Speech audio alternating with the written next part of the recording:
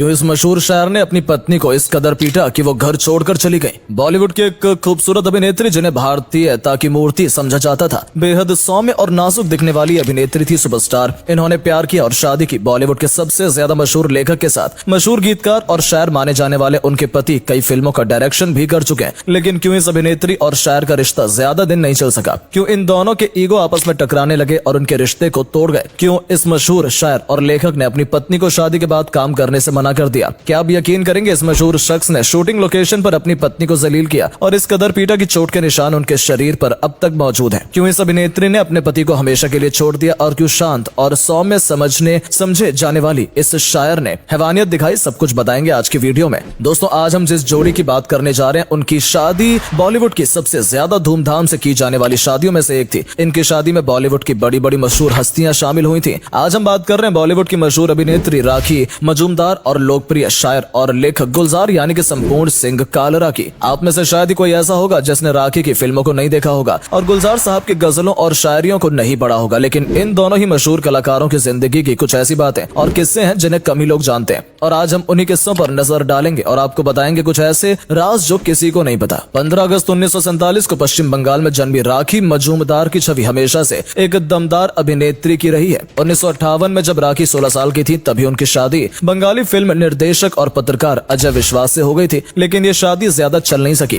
और 2 साल बाद ही 18 साल की उम्र में राखी का पति से तलाक हो गया। इसके बाद इस सब से बाहर निकलने के लिए राखी ने फिल्मों में काम करने के बारे में सोचा और 1967 में सिर्फ 20 साल की उम्र में बंगाली फिल्म मधु और 1968 में हिंदी फिल्म जीवन मृत्यु में राखी ने काम किया और इस फिल्म से वो स्टार बन गई। इसके बाद उन्होंने कभी पीछे मुड़कर नहीं देखा और फिल्मों में व्यस्त हो गई। राखी ने एक के बाद एक कई सुपरहिट फिल्मों में काम किया और बॉलीवुड के बड़े बड़े सितारों के साथ स्क्रीन शेयर की। बॉलीवुड में आने के बाद एक फिल्मी पार्टी में राखी की मुलाकात जाने माने गीतकार गुलजार से हुई। गुलजार उन दिनों बड़े फिल्म लेखक और शायर थे और बताया जाता है कि पहली ही नजर में गुलजार राखी के दीवाने हो गए थे। राखी भी धीरे धीरे उन्हें पसंद करने लगी थी। गुलजार राखी के बंगाली कल्चर और नेचर से काफी प्रभावित हुए थे। वहीं राखी गुलजार की मल्टी टैलेंटेड पर्सनैलिटी और शेरों शायरी पर फिदा थी। दोनों ने कुछ समय तक एक दूसरे को डेट करने के बाद 1988 में शादी करने का फैसला कर लिया। तस्वीरों से पता चलता है कि राखी और गुलजार की शादी खूब धूमधाम से हुई थी, जहां राजेश खन्ना, डिम्पल कपाड़िया, दिलीप कुमार, अमिताभ बच्चन, जितेंद्र जैसे सुपरस्टार शामिल हुए थे। हालांकि कुछ जानकार बताते हैं कि इस शादी की नींव कुछ अजीबोगरीब शर्तों पर रखी गई थी।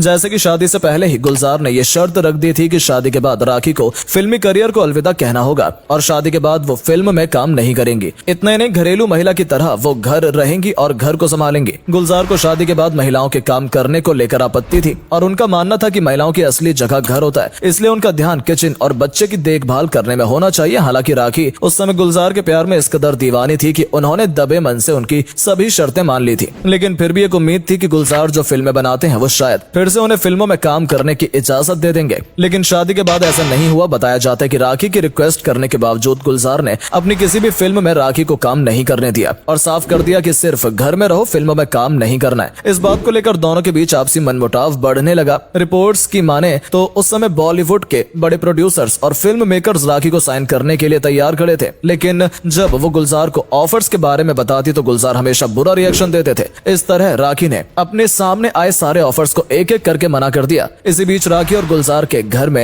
एक बेटी ने जन्म लिया जिसका नाम मेघाना रखा गया। 1 साल का वक्त बीत चुका था, लेकिन एक दिन कुछ ऐसी घटना घटी कि राखी और गुलजार की जिंदगी में सब कुछ बदल गया। बताया जाता है कि गुलजार अपनी एक फिल्म आंधी की शूटिंग के लिए कश्मीर आए थे। उनके साथ राखी भी वहाँ मौजूद थी। वहाँ गुलजार अपने काम में डूबे हुए थे, जो कि राखी अकेली बैठी बोर होती रहती थी और अपने काम को भी मिस किया करती थी। एक रात फिल्म की पूरी कास्ट और क्रू पार्टी कर रहे थे, जिसमें सुचित्रा सेन और संजीव कुमार भी थे। तब शराब के आदी संजीव कुमार ने खूब शराब पी रखी थी और नशे में थे। उन्होंने सुचित्रा सेन का हाथ पकड़ लिया और बदतमीजी करने लगे। सुचित्रा उनसे हाथ छुड़ाना चाह रही थी, लेकिन संजीव छोड़ने को तैयार नहीं थे। हालात बिगड़ते देख फिल्म के डायरेक्टर गुलजार बीच बचाव में आए और किसी तरह से संजीव को शांत किया। गुलजार सुचित्रा सेन को पार्टी से निकालकर उनके कमरे तक ले गए। कुछ देर उनके साथ रहे और फिर उन्हें कमरे में छोड़कर जब अपने कमरे में लौटने लगे तो बीच में राखी मिल गई। बताते हैं कि तब राखी ने गुलजार से पूछा कि आप अपनी एक्ट्रेस को कमरे तक क्यों छोड़ने गए थे। उनका ये ऑब्जेक्शन गुलजार को पसंद नहीं आया और वो राखी पर भड़क गए। वहाँ पर मौजूद उनके स्टाफ के मुताबिक दोनों की आपस में बहुत कहासुनी हुई। गुलजार इतना ज्यादा भड़क गए थे कि वहाँ पर और भी स्टाफ मेंबर्स जमा हो गए और गुलजार गुस्से में आग बबूला हो रहे थे और राखी को खींचते हुए होटल के कमरे में ले गए। उसके बाद वहाँ जो हुआ गुलजार के बारे में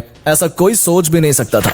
गुलजार ने अपनी पत्नी राखी को बुरी तरह से पीटना शुरू कर दिया। वो चिल्ला चिल्लाती रहीं और गुलजार किसी जानवर की तरह उन्हें पीटते रहे। उस रात राखी के प्यार और उनकी शादी के रिश्ते और राखी के सम्मान की धज्जियां उड़ गई थी। बताया जाता है कि गुलजार ने उस रात राखी को इतना मारा था कि उनकी मार के निशान उनके शरीर पर साफ देखे जा सकते थे। छोटी सी बात पर गुलजार ने अपनी पत्नी को इतनी बुरी तरह से पीटा था कि गुलजार के उस रूप को देखकर सभी हैरान थे। उस समय ये खबर सुर्खियों में आ गई थी कि सभी बड़े अखबारों की हेडलाइन बन गई थी। बताते हैं कि जब होटल स्टाफ सुबह उनके कमरे में पहुंचा तो गुलजार शराब में धुत पड़े थे और राखी वहां से जा चुकी थी और इस हादसे के बाद उन्होंने अपने पति को छोड़ दिया था। कहते हैं कि पहले उन्होंने खुद का इलाज करवाया और उसके बाद सीधे पहुंची मशहूर डायरेक्टर यश चोपड़ा के पास, जो उस समय कश्मीर में ही मौजूद थे। फिल्म कभी कभी बनाने का प्लान कर रहे थे। यश चोपड़ा राखी को फिल्म के लिए साइन करना चाहते थे, लेकिन गुलजार की वजह से उन्होंने मना कर दिया था। राखी ने इस फिल्म के लिए हाँ कर दी और इस तरह एक बार फिर से उन्होंने अपनी जिंदगी की डोर को अपने हाथ में ले लिया और इस तरह राखी की एक गुलामी भरी कैद का अंत हुआ। राखी की कमबैक फिल्म कभी कभी सुपरहिट रही और आज भी इस फिल्म को याद किया जाता है। इसके बाद राखी पूरी तरह से फिल्मों में रम गई और उन्होंने एक के बाद एक कई फिल्मों में काम किया और कई हिट भी दी।